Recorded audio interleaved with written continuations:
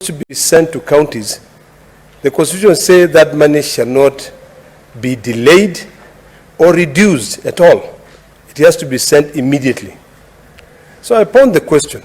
We are here, all of us are here supporting this bill so that our counties can be able to get money.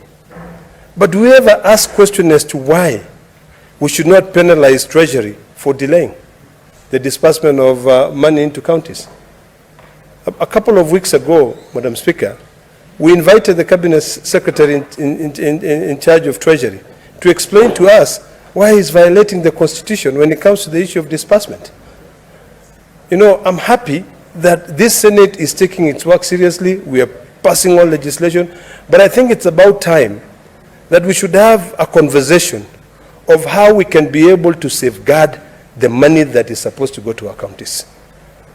You know, CRA is doing a fantastic job, and I'm happy with the steps they're making, but they have to be consistent. I've noted, Madam Speaker, that the ceilings for the executives of most counties, particularly my Narok County, has gone down from the previous year's ceiling.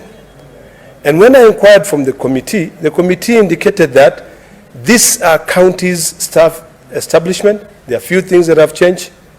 They have been able to share with CRA, and CRA realized that earlier on they had overestimated their ceilings, budgets, and now they have come down. I've also been made to understand that the CCs will no longer be drawing money from the executive budget. They'll be drawing money from their line ministries or department. Madam Speaker, I think as we debate this, and we know counties are up in arms saying, you know, we would like to be given money for this, we would like to be given money for this. I think it's important that we explain to the counties that there are few things that have happened. For instance, the salaries for the governor and the deputy governor has been adjusted downwards. It is important for them to be able to know that under full disclosure.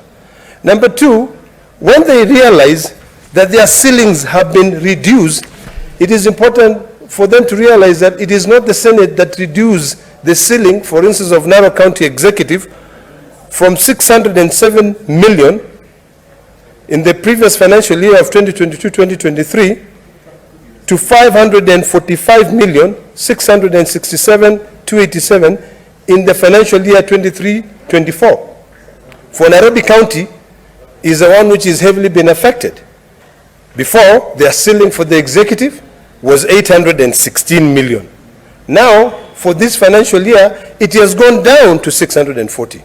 We might get daggers being thrown at the Senate by the county government saying that we have reduced their ceiling for the executive, but it is imperative for the county governors to know that CRA relied on the information that they submitted on verifiable staff establishment.